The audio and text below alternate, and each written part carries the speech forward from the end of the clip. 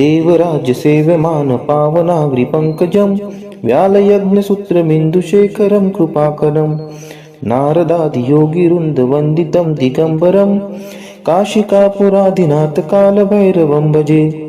भानुकोटिभास्वरं भवाब्धितारकं परं नीलकण्ठं स्फितार्थदायकं त्रिलोचनं कालकालम् अम्बुजाक्षम् अक्षशूलम् अक्षरं काशिकापुरादिनाथकालभैरवं भजे। शूलटङ्कपाशदण्डपाणिमादिकारणं श्यामकायम् आदिदेवम् अक्षरं निरामयम् भीमविक्रमं प्रभुं विचित्रताण्डवं प्रियं काशिकापुरादिनाथकालभैरवं भजे।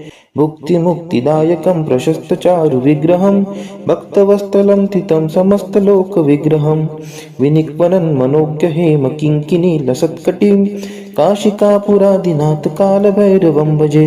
धर्मसेतुपालकं त्वधर्ममार्गनाशकं कर्मपाशमोचकं सुशर्मदायकं विभुं स्वर्णवर्णशेषपाशशोभिताङ्गमण्डलं काशिकापुरादिनाथकालभैरवं भजे। रत्नपादुकाप्रभाभिरामपादयुग्मकं नित्यम् अद्वितीयम् इष्टदैवतं निरञ्जनं मृत्युदर्पनाशनं कराळदंष्ट्रमोक्षणं काशिकापुरादिनाथकालभैरवं भजे। अट्टहासभिन्नपद्मजाङ्गकोशसन्ततिं दृष्टिपातनष्टपापजालमुग्रशासनम् अष्टसिद्धिदायकं कपालमलिकलन्धरं काशिकापुरादिनाथकालभैरवं भजे।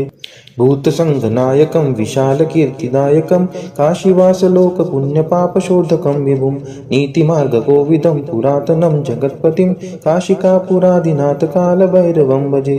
कालभैरवाष्टकं पठन्ति ये मनोहरं ज्ञानमुक्तिसाधनं विचित्रपुण्यवर्धनं शोकमोहदैन्यलोभकोपतापनाशनं ते प्रयान्ति कालभैरवाङ्घ्रिसन्निधिं ध्रुवम्। इति श्री शंकराचार्य विरचितं कालभैरवाष्टकं सम्पूर्णम्।